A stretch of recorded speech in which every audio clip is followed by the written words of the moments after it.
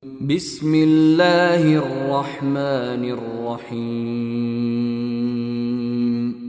ألف لام را، تلك آيات الكتاب المبين. إنا أنزلناه قرآنا عربيا لعلكم تعقلون.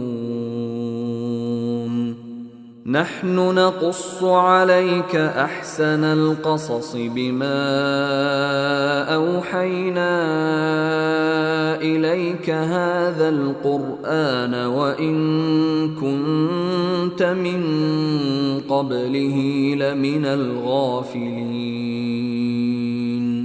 إذ قال يوسف لأبيه يا أبت إني رأيت 11 كوكبا والشمس والقمر رأيتهم لي ساجدين. قال يا بني لا تقصص رؤياك على إخوتك فيكيدوا لك كيدا، إن الشيطان للإنسان عدو مبين. وكذلك يجتبيك ربك ويعلمك من تأويل الأحاديث ويتم نعمته عليك وعلى آل يعقوب كما أتمها على أبويك من قبل إبراهيم وإسحاق، إن ربك عليم حكيم. لقد كان في يوسف وإخوته آيات للسائلين،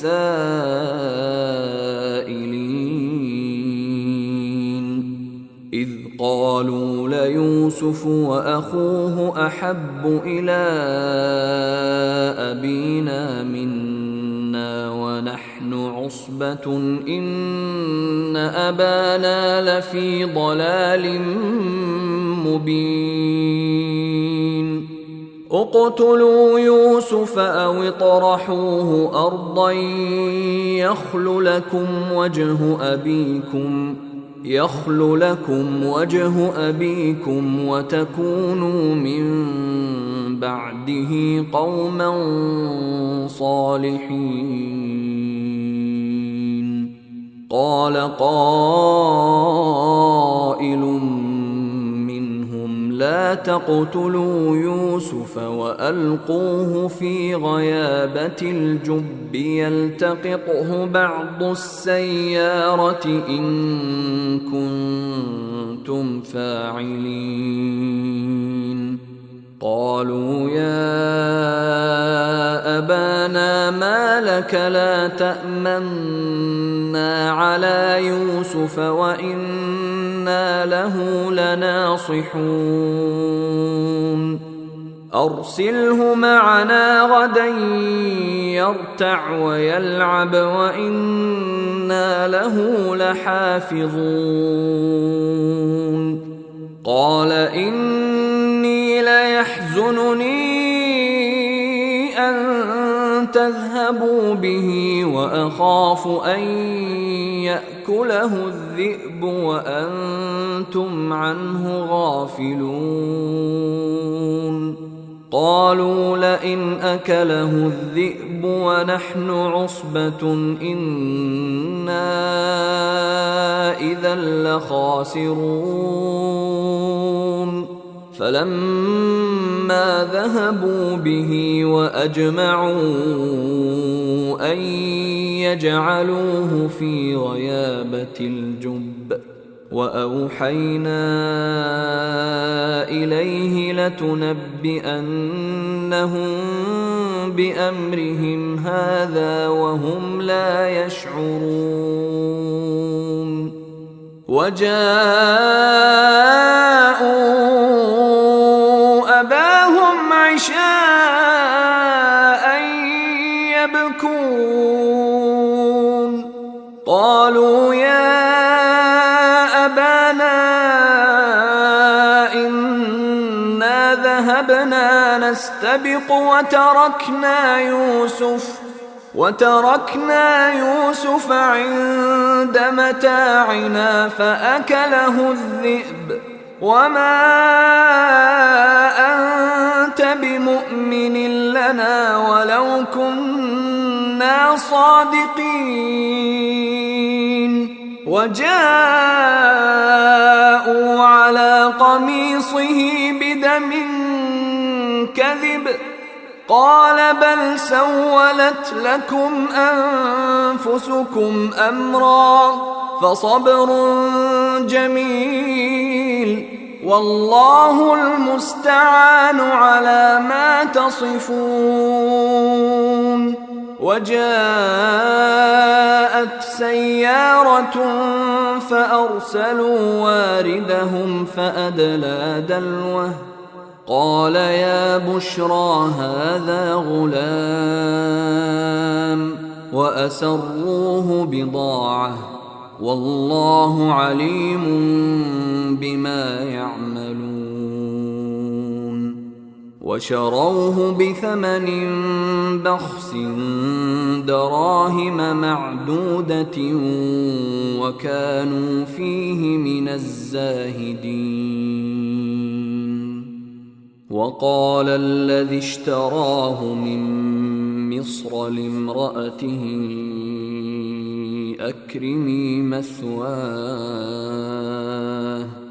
أكرمي مثواه عسى أن ينفعنا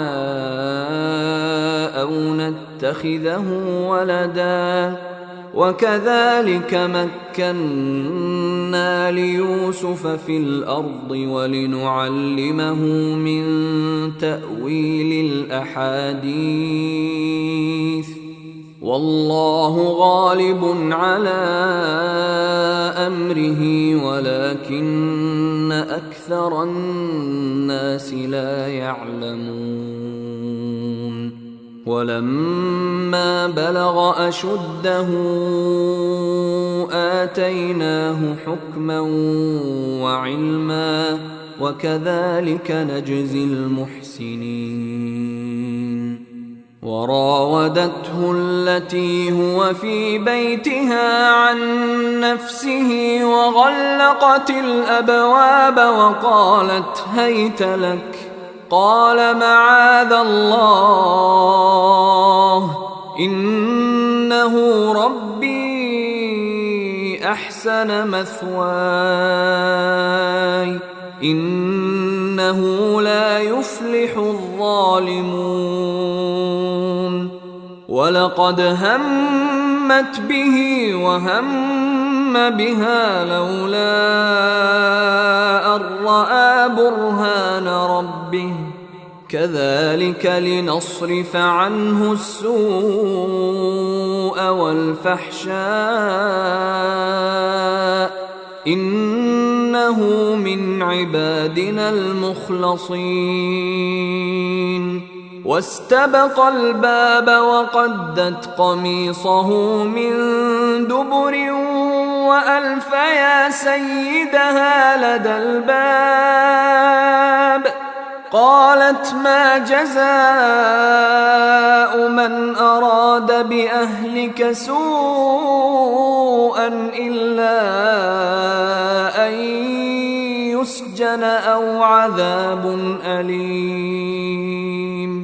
قال هي راودتني عن نفسي وشهد شاهد من أهلها إن كان قميصه قد من قبل فصدقت وهو من الكاذبين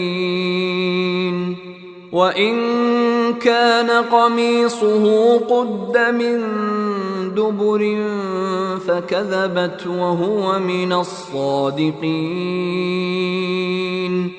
فلما رأى قميصه قد من دبر قال إنه من كيدكن إن كيدكن عظيم يوسف أعرض عن هذا واستغفري لذنبك إنك كنت من الخاطئين. وقال نسوة في المدينة امرأة العزيز تراود فتاها عن نفسه قد شغفها حبا إنا لنراها في ضلال مبين. فلما سمعت بمكرهن أرسلت إليهن وأعتدت لهن متكأ وآتت كل واحدة منهن سكينا وقالت اخرج عليهن.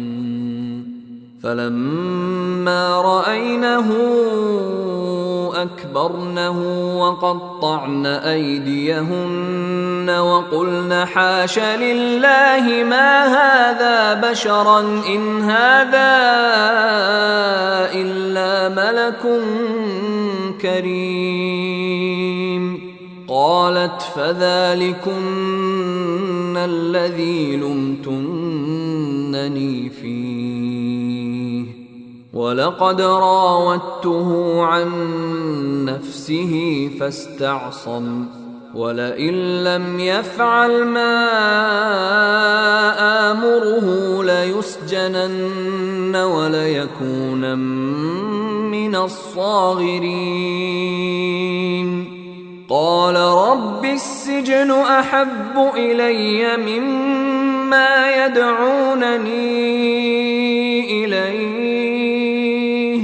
وإلا تصرف عني كيدهن أصب إليهن وأكن من الجاهلين.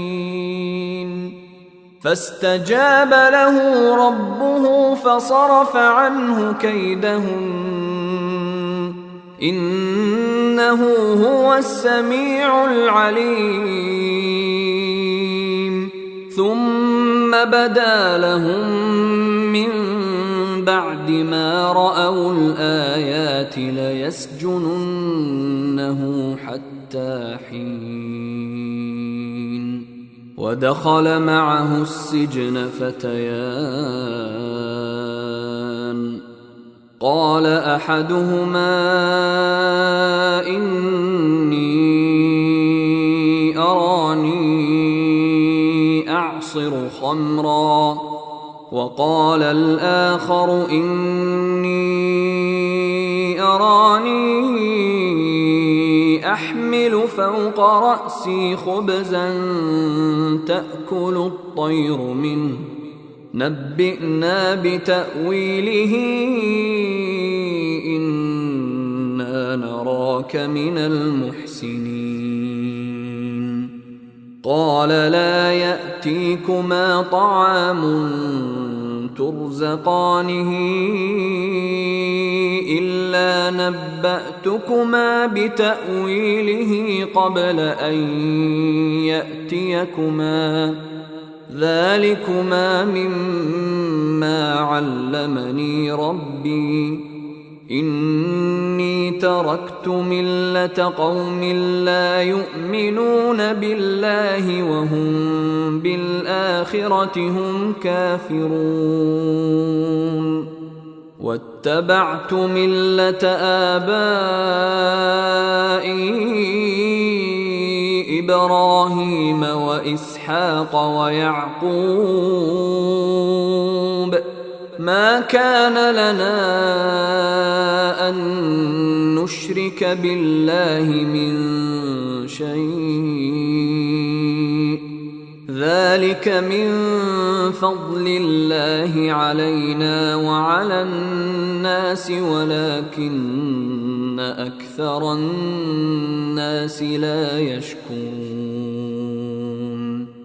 يا صاحبي السجن أأرباب متفرقون خير أم الله الواحد القهار ما تعبدون من دونه إلا أسماء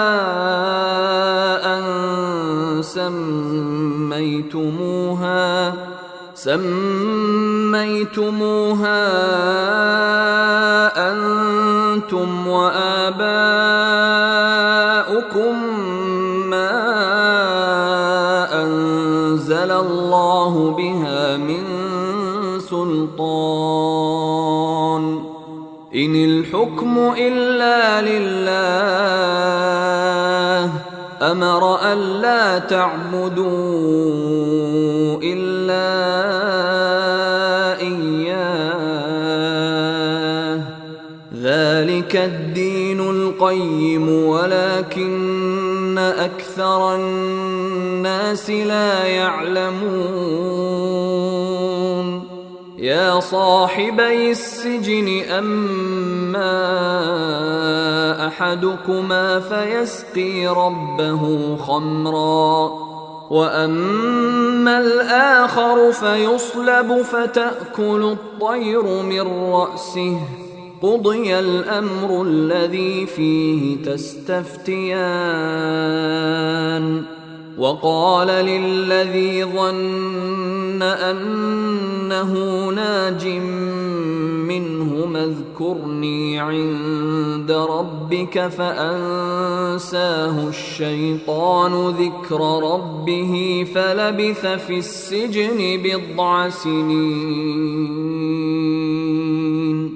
وقال الملك إني أرى 7 بقرات سمان يأكلهن 7 عجاف و7 سنبلات خضر وأخر يابسات يا أيها الملأ أفتوني في رؤياي إن كنتم للرؤيا تعبرون قالوا أضغاث أحلام وما نحن بتأويل الأحلام بعالمين وقال الذي نجا منهما وادكر بعد أمة أنا أنبئكم بتأويله فأرسلون يوسف أيها الصديق أفتنا في 7 بقرات سمان يأكلهن 7 عجاف و7 سنبلات خضر وأخر يابسات لعلي أرجع إلى الناس لعلهم يعلمون قال تزرعون 7 سنين دأبا فما حصدتم فذروه في سنبله إلا قليلا مما تأكلون ثم يأتي من بعد ذلك 7 شداد يأكلن ما قدمتم لهن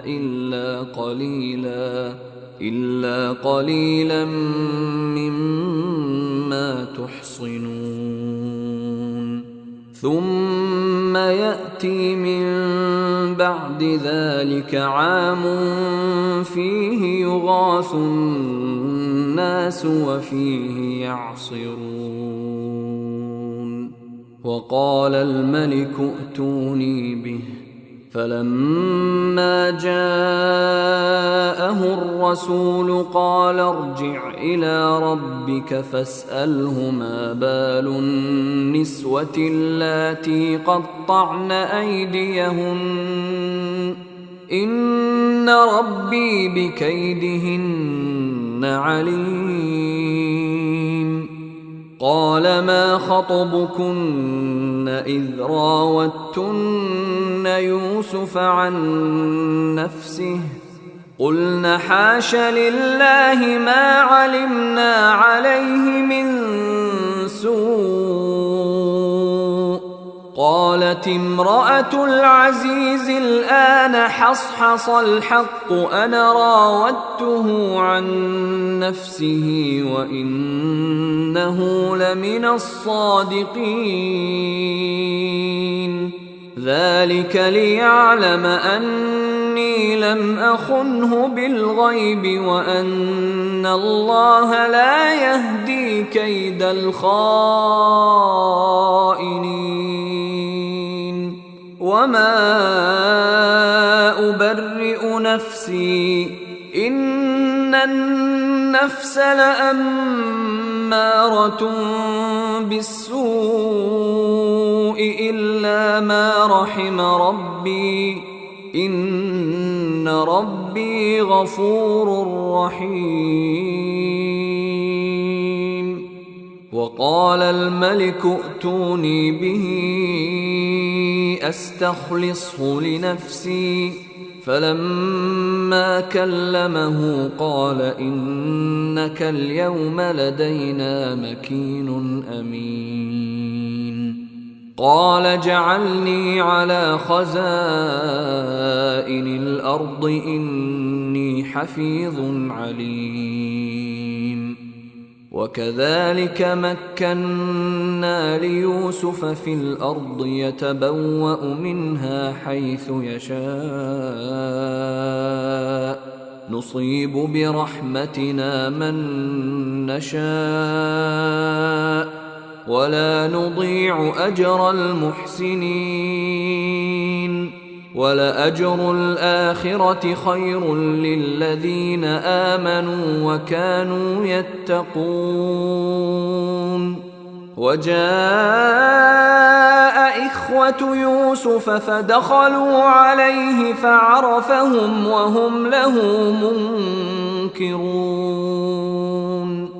ولما جهزهم بجهازهم قال ائتوني بأخ لكم من أبيكم ألا ترون أني أوفي الكيل وأنا خير المنزلين. فإن لم تأتوني به فلا كيل لكم عندي ولا تقربون. قالوا سنراود عنه أباه وإنا لفاعلون. وقال لفتيانه جعلوا بضاعتهم في رحالهم لعلهم يعرفونها إذا انقلبوا إلى أهلهم لعلهم يرجعون. فلما رجعوا إلى أبيهم قالوا يا أبانا منع منا الكيل فأرسل معنا أخانا نكتل وإنا له لحافظون.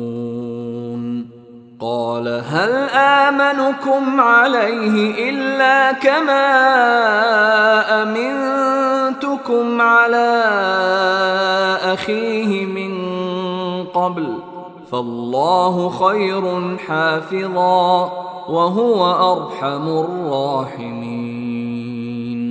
ولما فتحوا متاعهم وجدوا بضاعتهم ردت إليهم قالوا يا أبانا ما نبغي هذه بضاعتنا ردت إلينا ونمير أهلنا ونحفظ أخانا ونزداد كيل بعير ذلك كيل يسير قال لن أرسله معكم حتى تؤتون موثقا من الله لتأتونني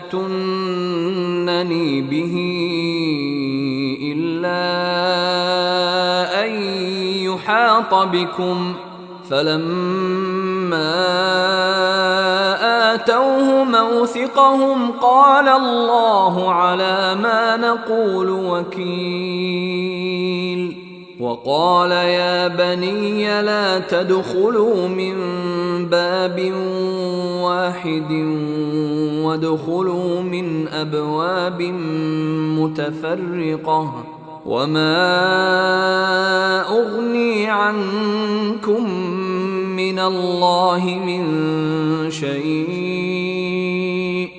إن الحكم إلا لله عليه توكلت وعليه فليتوكل المتوكلون ولما دخلوا من حيث أمرهم أبوهم ما كان يغني عنهم من الله من شيء إلا حاجة في نفس يعقوب قضاها وإنه لذو علم لما علمناه ولكن أكثر الناس لا يعلمون ولما دخلوا على يوسف آوى إليه أخاه قال إني أنا أخوك فلا تبتئس بما كانوا يعملون فلما جهزهم بجهازهم جعل السقاية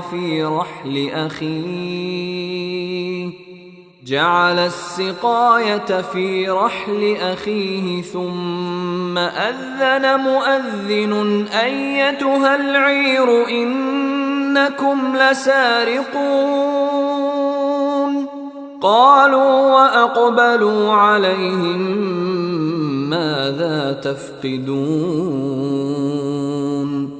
قالوا نفقد صواع الملك ولمن جاء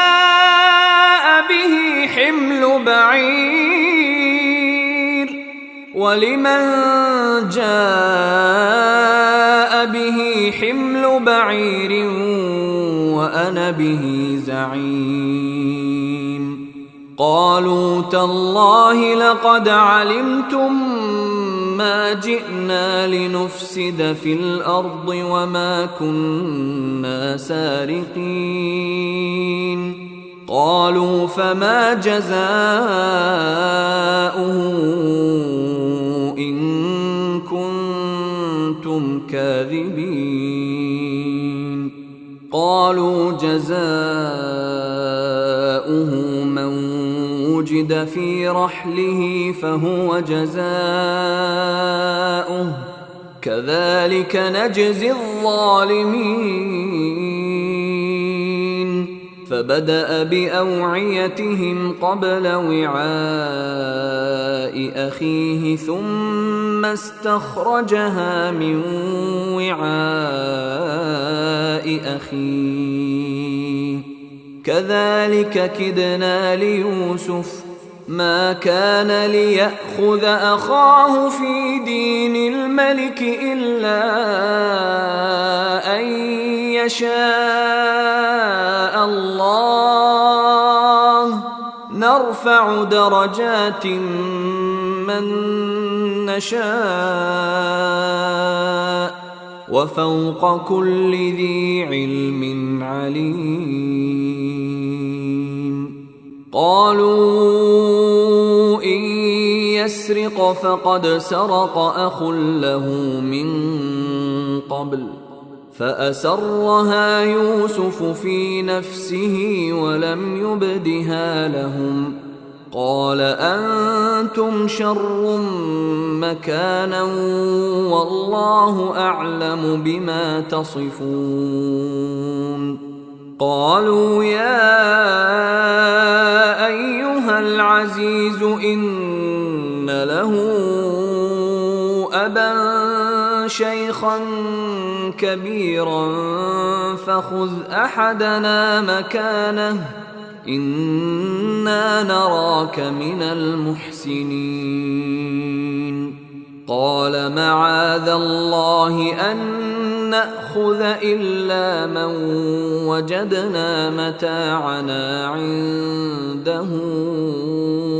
إنا إذا لظالمون فلما استيئسوا منه خلصوا نجيا قال كبيرهم ألم تعلموا أن أباكم قد أخذ عليكم موثقا من الله ومن قبل ما فرطتم في يوسف فلن أبرح الأرض حتى يأذن لي أبي أو يحكم الله لي وهو خير الحاكمين ارجعوا إلى أبيكم فقولوا يا أبانا إن ابنك سرق وما شهدنا إلا بما علمنا وما كنا للغيب حافظين واسأل القرية التي كنا فيها والعير التي أقبلنا فيها وإنا لصادقون قال بل سولت لكم أنفسكم أمرا فصبر جميل عسى الله أن يأتيني بهم جميعا إنه هو العليم الحكيم وتولى عنهم وقال يا أسفا على يوسف وابيضت عيناه من الحزن فهو كظيم قالوا تالله تفتأ تذكر يوسف حتى تكون حرضا أو تكون من الهالكين قال إنما أشكو بثي وحزني إلى الله وأعلم من الله ما لا تعلمون يا بني يذهبوا فتحسسوا من يوسف وأخيه ولا تيأسوا من روح الله إنه لا ييأس من روح الله إلا القوم الكافرون فلما دخلوا عليه قالوا يا أيها العزيز مسنا وأهلنا الضر وجئنا ببضاعة مزجاة فأوف لنا الكيل وتصدق علينا إن الله يجزي المتصدقين قال هل علمتم ما فعلتم بيوسف وأخيه إذ أنتم جاهلون قالوا أئنك لأنت يوسف قال أنا يوسف وهذا أخي قد من من الله علينا إنه من يتق ويصبر فإن الله لا يضيع أجر المحسنين. قالوا تالله لقد آثرك الله علينا وإن كنا لخاطئين. قال لا تثريب عليكم اليوم يغفر الله لكم وهو أرحم الراحمين. اذهبوا بقميصي هذا فألقوه على وجه أبي يأت بصيرا وأتوني بأهلكم أجمعين.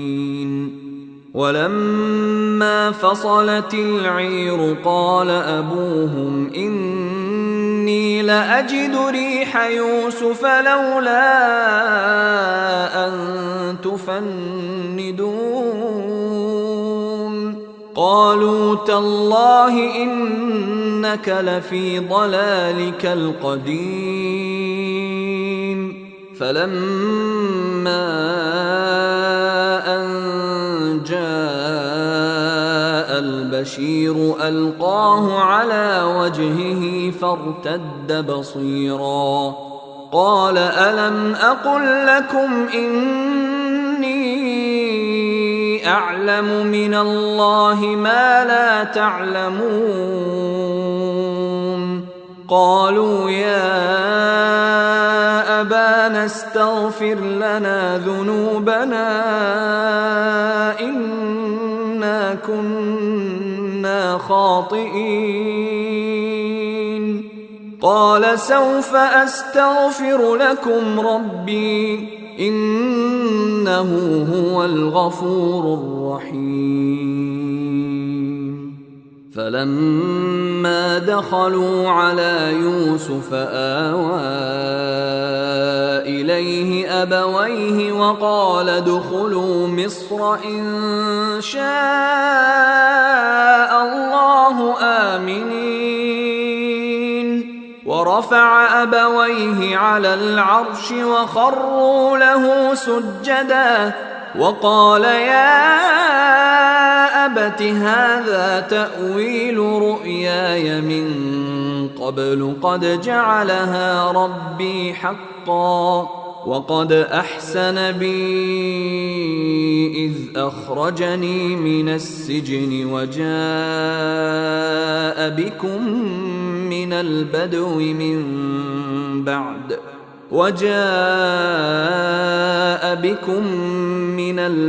من بعد أن نزغ الشيطان بيني وبين إخوتي إن ربي لطيف لما يشاء إنه هو العليم الحكيم. رب قد آتيتني من الملك وعلمتني من تأويل الأحاديث فاطر السماوات والأرض أنت ولي في الدنيا والآخرة توفني مسلما وألحقني بالصالحين. ذلك من أنباء الغيب نوحيه إليك وما كنت لديهم إذ أجمعوا أمرهم وهم يمكرون. وما أكثر الناس ولو حرصت بمؤمنين وما تسألهم عليه من أجر إن هو إلا ذكر للعالمين. وكأين من آية في السماوات والأرض يمرون عليها وهم عنها معرضون وما يؤمن أكثرهم بالله إلا وهم مشركون أفأمنوا أن تأتيهم غاشية من عذاب الله أو تأتيهم الساعة بغتة وهم لا يشعرون قل هذه سبيلي أدعو إلى الله على بصيرة أنا ومن اتبعني وسبحان الله وما أنا من المشركين وما أرسلنا من قبلك إلا رجالا نوحي إليهم من أهل القرى أفلم يسيروا في الأرض فينظروا كيف كان عاقبة الذين من قبلهم ولدار الآخرة خير للذين اتقوا أفلا تعقلون حتى إذا استيأس الرسل وظنوا أنهم قد كذبوا جاءهم نصرنا فنجي من نشاء